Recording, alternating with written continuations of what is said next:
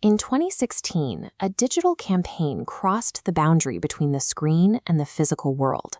This was a cyber-to-physical breach, a moment where a digital operation achieved sovereign consequences within the United States.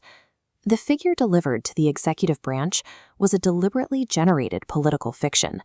The persona of the successful businessman presented to the public was a character played on television.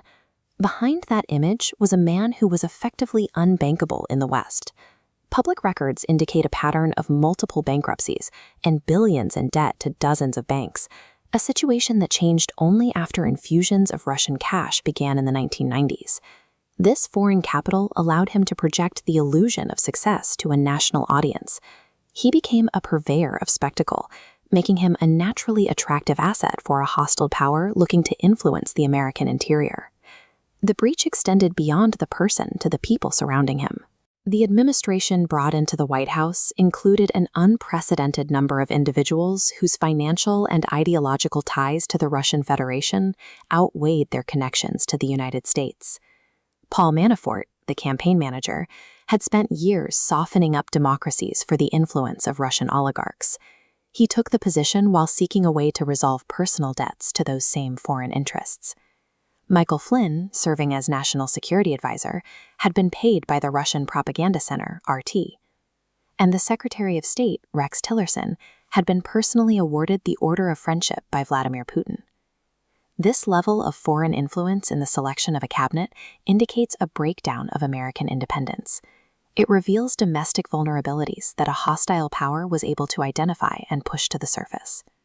The attack utilized a strategy called divide and fool. Starting in 2015, Russian operatives weaponized social platforms to amplify existing anger and elevate one specific candidate over the rest of the field.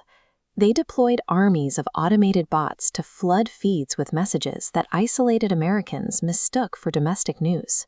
People began to internalize and repeat these narratives, becoming unwitting participants in a foreign operation.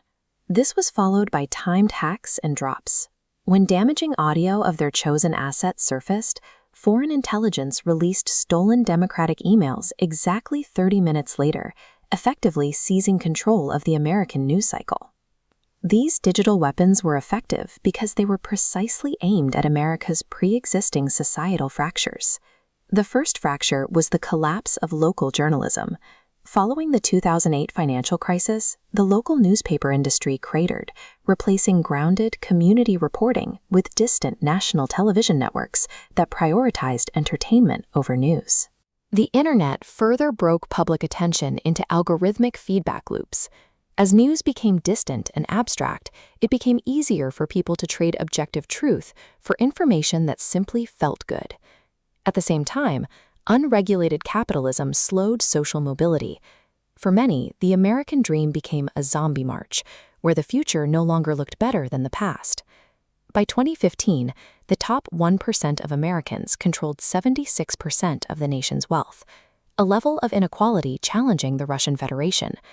Unregulated capitalism and Russian oligarchy worked together, as anonymous shell companies allowed foreign interests to launder money into American real estate.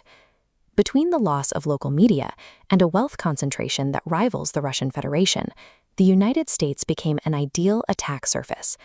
The structural vulnerabilities that define an oligarchy had taken root here.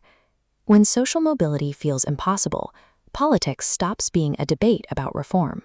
It becomes a day-to-day contest of outrage, focused on identifying enemies in the present rather than building a future. Russian intelligence recognized this dynamic and exploited it, specifically targeting American racial divides and electoral college vulnerabilities to ensure their candidate could win by a narrow margin in critical states. The internal defenses broke down when domestic politicians began to view the opposing party as a greater threat than a foreign adversary. When confronted by intelligence agencies with evidence of the cyber attack, congressional leadership dismissed the warnings, treating the defense of American sovereignty as a partisan inconvenience. When partisanship takes precedence over patriotism, a nation opens its own gates. The external hack becomes secondary to the internal collapse. Moving forward requires more than just blaming a foreign adversary. We must focus on healing the wounds that invited the attack. This means rebuilding local journalism to ground our reality and combat the fictions of the internet.